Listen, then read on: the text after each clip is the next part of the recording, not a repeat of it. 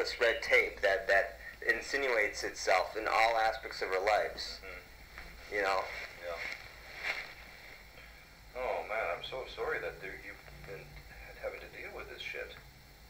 Well, it may very well go beyond 2013. The only thing I know for sure is that 2013 has completely gone down the drain. And maybe, just maybe, 2014 will be different, but I've totally lost all hope for this year.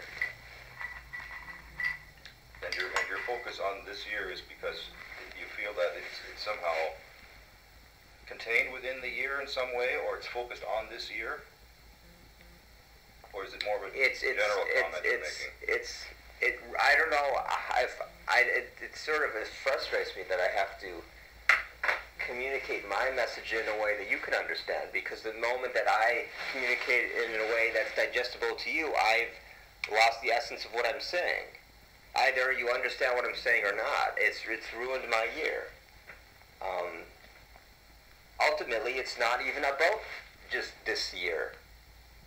The mechanism. It's about this world. It's about this planet. It's, that's what it's really about. Me thinking, saying that this year is ruined is a pretty minor statement in the big picture.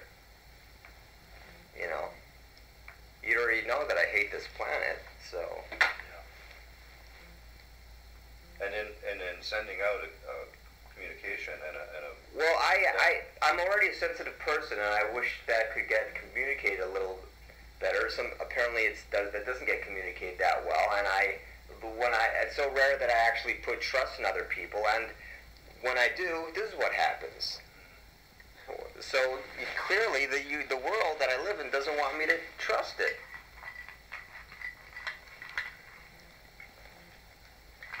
I mean, I don't know. I don't know shit about YouTube, and I don't have any basis for commenting on its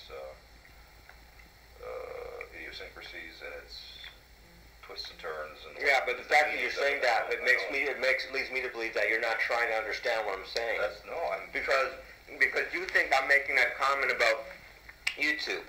The comment about the corruption of YouTube is only a fraction of what I'm talking about here. I'm talking about the corrupt nature of people in general, and I'm talking about the corrupt nature of this world in general. YouTube comprises a fraction of that, along with whatever else, Burger King or McDonald's or whatever other ridiculous institution you can think of. Well, I'm so just terribly upset at your distress too. Like, it's, oh my God, I can't.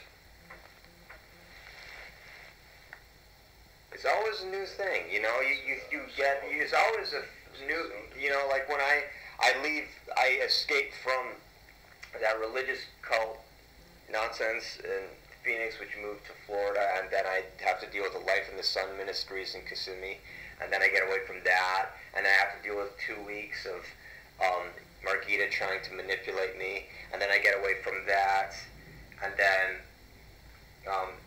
the trip that we take in the summer turns out to be a dud, and then I get away from that, and then there seems to be some downtime, and now this happens, and then it makes it feel like everything that I experienced before that would seem to be okay was this false comfort, which makes me think that I haven't had any good experiences, all because of this. This experience like this solidifies it, and then it just intensifies the feelings of hatred for the world I already have, and I'm thinking, it'll probably go into the indefinite future, but I know at the very least 2013 is sort of gone to the dogs. So, it's so multi-layered here, But all it amounts to is, we live in a world that thrives on being exclusive instead of inclusive. Yes. That's the final message. I think that is the bottom line, and that's a horrible state of affairs. I hear your deep stress and agony about that. Well, yeah, you see, the way the words you use kind of, I don't know,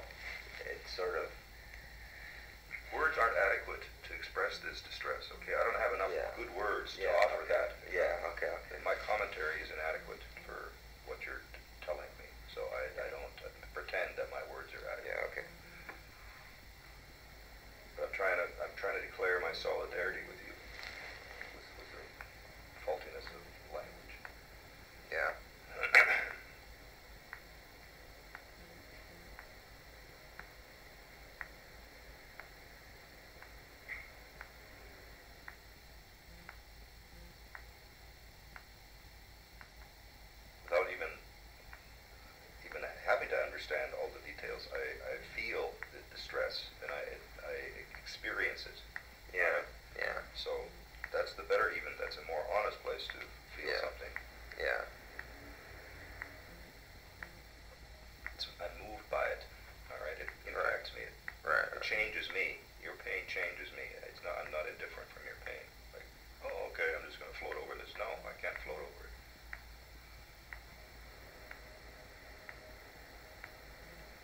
But I want to be in solidarity with you in this place, and you know, and just feel it. I don't need to change it. You know, I'm not here to fix you or do anything. I'm just here to be with you, and I'll be with you. And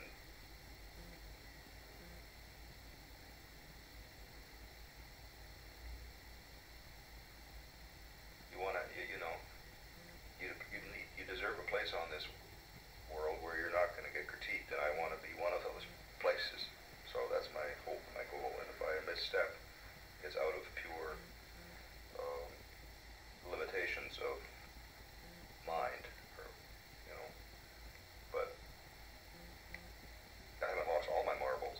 You know, I do have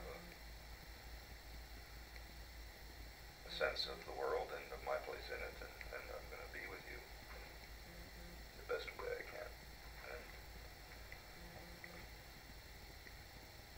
And I'm not going to seek to comfort you with platitudes and superficialities. Yeah, well, I don't know. I think maybe this conversation we should just stop this conversation now. The only other thing I want to say is that the person who was insulting me is from the UK, and I always thought of the UK as sort of being a sophisticated place, and the person who was insulting me, just the way that she was speaking, she sounded like some arrogant, vaguely sexist sort of imbecile that I would have, semi-adult figure personality that would have grown up knowing somehow, in like junior high school or something, and this person comes from the UK, which leads me to believe like things are the same all over, like.